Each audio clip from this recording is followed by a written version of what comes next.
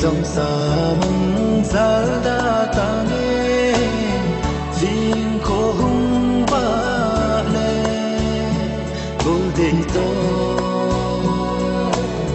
cùng đăng rằng giá trị ta đinh khi xây lung hơn ban đầu tiên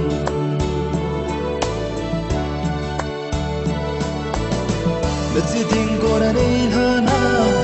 nó sẽ tan sang hin ini khi lung xếp môi phố xin lỗi cho nên sang thêm đâu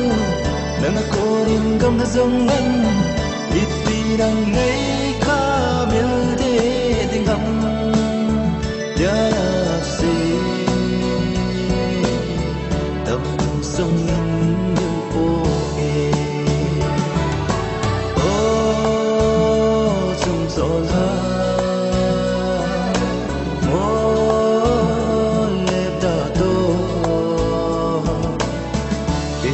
dòng xa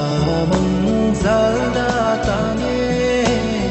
riêng khổ hung ba lệ cô thấy to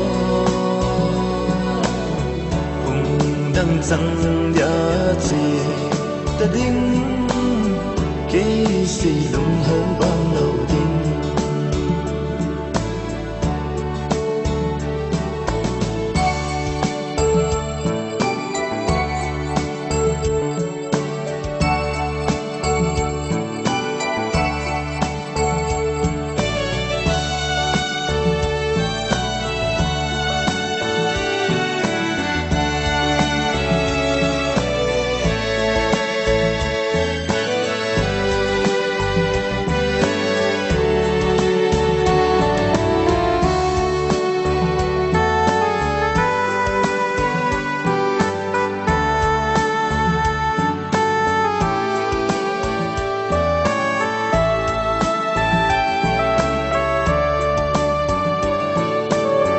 lâm dâu lâu lung xít na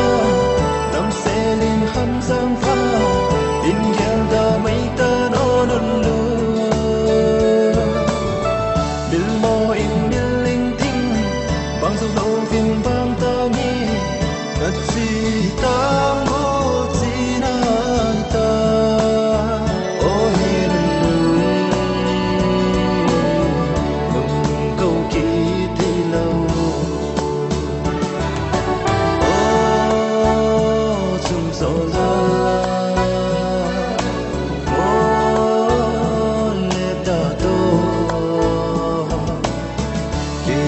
dòng xa mong giá đã ta nghe riêng khổ hung ba lệ cô thấy to cùng đăng rằng giá trị ta đinh